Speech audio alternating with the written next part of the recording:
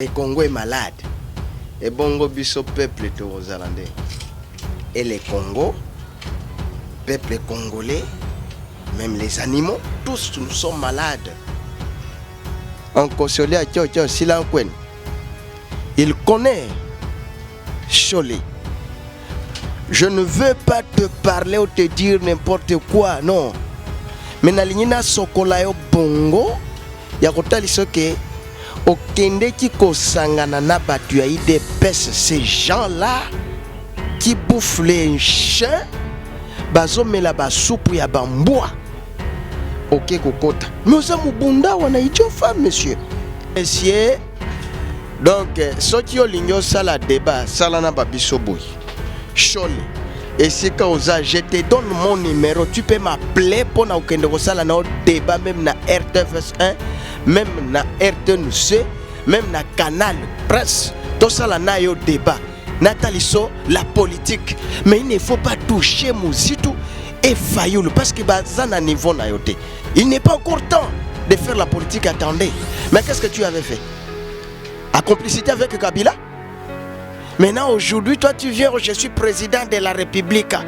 Osa président de la République, vous êtes un président d'un tribu, Louba. Président qui a eu pouvoir, il faut peuple congolais bas ce là. Maintenant, je deviens maintenant ton opposant. Peut-être au monde opposant Kabila, opposant Mouzitou, opposant. Non, nous sommes des résistants. Qu'est-ce que tu fais pour le peuple congolais? Monsieur Félix Tshisekedi, Antoine Tshilombo, un président qui envoie leurs militants avec des machettes, des couteaux. Vous êtes des assassins.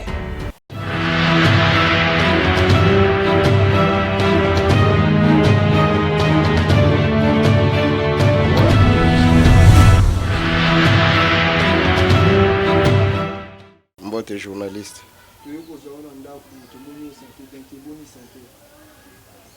Santé nano mboka soki ezobela. Mboka ya Congo, le Congo démocratique. Obatu balobaka RDC eloko makasi. Baluba baoloba RDC chintu chinene chintu chikole. Santé nano ya mboka, le Congo est malade. Et bongo biso peuple tozalande. Et le Congo, peuple congolais, même les animaux, tous nous sommes malades. Donc, Congo est un bon côté à revendre. Quant à moi, il faut quitter ce pays. Mais na rotala, na kende wapi. Na zamala moté parce que le Congo ne marche pas bien. Merci, mon amboka, pour la information où ils ont circulé pendant ma casse. Il y a Koyoka, les cochons, il y a IDPS. Hôtel Manabatandi, qui n'a pas été pour finir, pour aider pour le musique qui va dans ma haine était dans le combat au Bango Bazali Koussa. C'était que Moko, il y a un peuple congolais, ni le Koyo. Merci beaucoup, journaliste. Ce sont des questions que vous avez préparées pour moi, où les actualités qui se passent dans notre pays sont des choses vraiment. Donc, il y a des gens qui ne raisonnent pas bien. Cholé Azamubunda. Ba Laurent Tundame. Là où il est, ndenge a Rolandanga, à comprendre Laurent Tundame lingi koloba nini. En consolé à Tio Silankwen. Il connaît Cholé. Je ne veux pas te parler ou te dire n'importe quoi, non. Mais na sokola yo bongo, ya kotali soke okende ki kosangana na batu ya IDPS, ces gens-là qui bouffent les chiens, bazomela ba soupe ya bamboa. Ok kokota. Mais oza mubunda wana idiot femme monsieur. Est-ce que tu peux insulter président élu Martin Fayoulou? Martin Fayoulou n'a jamais travaillé dans ce pays. Hein? Peut-être tu devrais critiquer un peu Adolphe Mouzitou, le Foumou, par les grands visionnaires. C'est là où Nalinga qui n'a sapé yo. Hein? Mouzitou 1. Sotio yebakate chole ok pa Tshilombo. Félix Antoine Tshilombo oyo azalaki na Belgique wana ba kiloti ya gaillard na ba ketcha minene na ba sengle ya minene comme un américain. OK, azui mwa mbongo ya kuti parce que Tshilombo akuta nyonso plan nyonso ba bongisaki déjà akuti sikoyo. Tango aye azui mbongo azo financer bino apesa yo chole pour insulter le président Eli Martin et toucher la personnalité d'Adolphe Muzitu, le grand visionnaire. Socho yebaka te Muzitu asilisaka nyongo ya Mobutu atikaka na mboka oyo. Là c'est un. De deux, Muzitu asilisaka bitumba ya est du pays qui mène des problèmes. Mikolo oyo. Muzitu akanga Laurent Nkunda, Muzitu afuta ba magistrat, Muzitu asala ya minene oyo yebi. Mais aujourd'hui, ozui moi courage wana pona moi $20,000 ou $5,000 si je ne me trompe pas, au Bapesio et pas Tshilombo, kende na plateau pour insulter Muzitu et Martin Fayulu. Monsieur, donc, soki olingo sala débat, sala na babiso boy. Chole.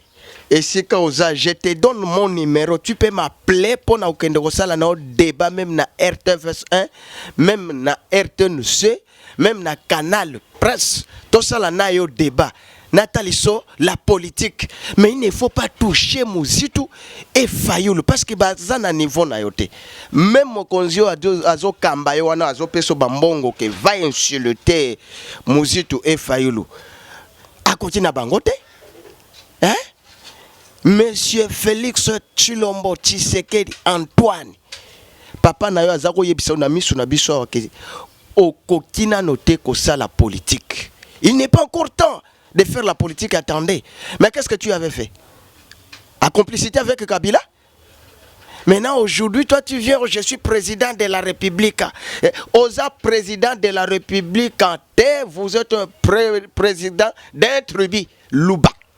Parce que chez toi, Luba. Entourage, Luba.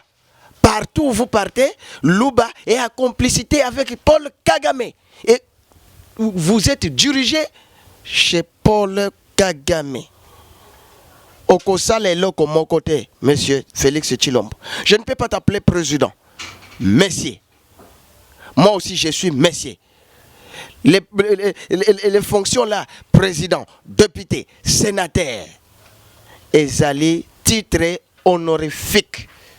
Kassavou était ici président, Alekaki. Mobutu, Alekaki. Mouzé, Alekaki. Ce Joseph Kanambe, Alekaki. Yonde Rosala Seko na Seko. Talisa Batuna yo ke bossa la débat ya politique, mais n'allez pas envoyer des gens pour insulter Martin Fayulu et Adolphe Muzitu. Bavandi bazana ndako. Binonde bozana terrain. Pouvoir ezana maboko na bino. Mais na bossa la makambu poete peuple sepela. Martin Fayulu azana pouvoir. Muzitu azana pouvoir. Mais pourquoi les créer des problèmes? C'est que vous préparez, c'est la guerre populaire. Soulèvement populaire entre peuple kassaïen, peuple Mouyaka, je peux dire, peuple Mukongo, peuple Katangais ou Katangaise. C'est ça que vous créez. Au sali sabatu misalate, au lobby na bimisi gouvernement ngotondo zomone le côté, makambuna yo lobaka monsieur Félix Tshilombo yako lala pongi o lalaka. 2 ans, écoutez un peu un président qui promet mais il ne réalise pas. 2 ans, je n'ai rien fait. Bateki Minembo, je n'étais pas au courant. Babomi ambassadeur Oyo ya Italie, je n'étais pas au courant. Vous êtes quel président? Vous savez, même Fayulu, Lelo Soki a commis président de la République. Muzitu a commis président de la République. Et que a salelingai devoir nangate oyelobi na constitution que président Soki a eu pouvoir, il faut peuple congolais bas sepela.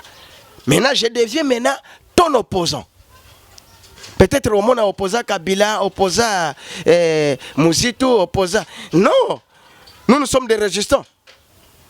Qu'est-ce que tu fais pour le peuple congolais? Monsieur Félix Tshisekedi, Antoine Tshilombo, un président qui envoie leurs militants avec des machettes, des couteaux. Vous êtes des assassins. Les gens qui mangent les chiens. Bobeli maladie à rage pour insulter Adolphe Mouzito, le grand visionnaire et président Eli Martin Fayulu. Balobaka nakiaka kiaku tiangani. Maintenant tu vois comment est-ce que tu es en train de subir des conséquences. En tout cas, journaliste, le Congo est malade, nous tous nous sommes malades. Même Cholet, il est malade parce que quel hôpital là? Hôpital Wapi? Na Téléma. Comme ça on va vérifier Azobelani pour aller toucher la personnalité de ces deux gens-là. Ce n'est pas bien. Merci mon amboka.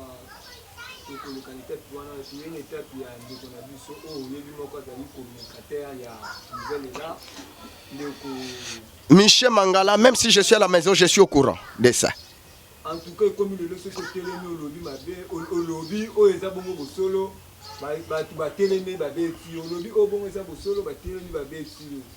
lobby Michel Mangala a fait qui bon menacé, qui est menacé, makasi, et puis promettre que et pas il y a garde des corps, il y a Franck Liongo, et que le peuple congolais.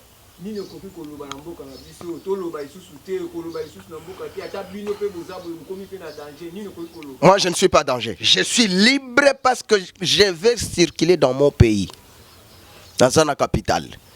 La dictature de Mobutu, Tokunda yango déjà. Mais c'est que Félix Azome Melabiso et sa dictature yagolekana Mobutu. Bakeko beta mutu. Pona ni na mboka oyo soki mtu alobi vérité balingi. La vérité blesse journaliste. Mais nous les parlementaires nous sommes obligés à relobela yango. Ba betiye. Awa bazo sa la préméditation ke bakobomaye. État des droits. Tshilombo chef de l'État. État na droit. Ezana Kati, chef de l'État congolais. Mboka ezana maboko na yo, mibeko pe na maboko na yo. Mais Félix est en train de violer la constitution. Mibeko Congo est-ce kazoto sayango ko beta mutu wana nyonso ezanini. Tu sais ce qui mutu a eu échec hein. Aibi ke nazo salam malamu te hein. O penze salinga soni. Il faut banda ko sala bisala sala. Normalement, il faut mettre ce type-là dans la justice. Pourquoi? Préméditation, c'est une infraction. Bino batu botanga ba français milai. Préméditation toko bomaye asalini. Mboka nini oyo journaliste ezanga opposition. Il y a le pouvoir et l'opposition. Opposant musala na eko tala pouvoir. En place, ndenge nini bazo sala. Soki basali malamu, barobeta maboko. Mais soki basali mabe. Baroloba, on va dénoncer. Peuple congolais, tala batoyo, tala batoyo. Mais soki biso tolobi boye, oya roloba on a roboma yo. So bominga yo okende wapi. Hein? Le peuple d'abord. Nazo assuré yo journaliste que même les Kasaïens ont vomi Tshilombo. Tshilombo est déjà vomi partout, même chez eux. Na pesi mbote na ba congolais nyonso oyo bazolanda biso na ngonga oyo en tant que mwana mboka nazo saler la constitution oyo to salelaki na 2006, c'est-à-dire ezopesa mwana mboka nyonso ma pouvoir ya maloba, c'est-à-dire article 22. Donc toute personne a droit à la liberté d'expression. Nde yango ngana pona loba oyo nazomona na kati ya mboka nanga oyo nazo sepela te. Oyo mikolo ezo sala rage na ba réseaux sociaux na politique ya Congo eza état d'urgence de siège plutôt état de siège na Nord Kivu na Ituri, c'est-à-dire tomoni ezo concerné bana mboka nyonso oyo eza makambo ya este tomoni bandeko na biso bakufi mingi kolela ntango nyonso donc biso bakongolais tozala na kimia te malgré tovandi na capitale tozomitungisa mingi buke pourquoi seulement est du pays mpona nini guerre wana eza mpona nini mpona intérêt ya bapeuple to mpona intérêt ya bapaya donc nakokanisaka so eza intérêt ya peuple vraiment naza contre te bitumba wana ndenge bolobi état de siège c'est que bitumba wana esila libela po so esili te biso peuple congolais tozotala kaka so esili te tokoleka mpe kaka na écran tokoya mpe koloba bino bolobi boyebisa biso état de siège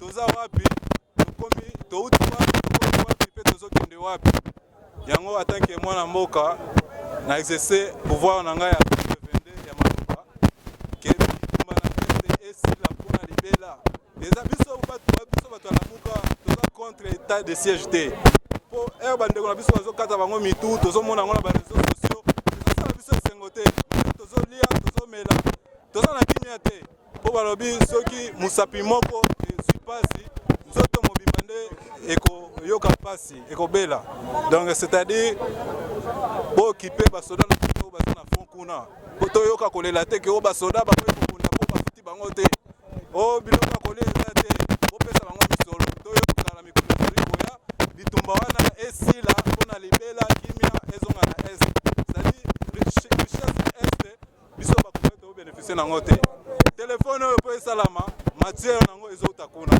mais tozokama meme na Congo toza ata na société moko te oyo esalaka telefone donc ezosala biso motema mpasi ya komona na bapays voisin bakomi kosala déjà batelefone mais biso moko bato oyo toza na minéré toza na matière première tokoka kosala telefone te na mboka na biso nyonso ifo eza importé donc eza malamu te vraiment bana Congo bana mboka oyo eza fumu kofama c'est-à-dire descendant ya Antoine Kizenga descendant ya Fumu Kimbangu descendant ya Lumumba donc c'est-à-dire bitumba oyo bakoko na biso basi babonda yango déjà biso pe toye na eleko oyo ya 21e siècle tokotika ya indifférent te tokobundelaka mboka na biso ti suka ti tokozwa indépendance ya mibale na ya misato mpo toyebi ke tozwa déjà indépendance politique na kala mutu mwindu azalaki mobola c'est-à-dire azalaki esclave koteka tetre négrière mais lite ya bakoko na biso babundaki na indépendance na 59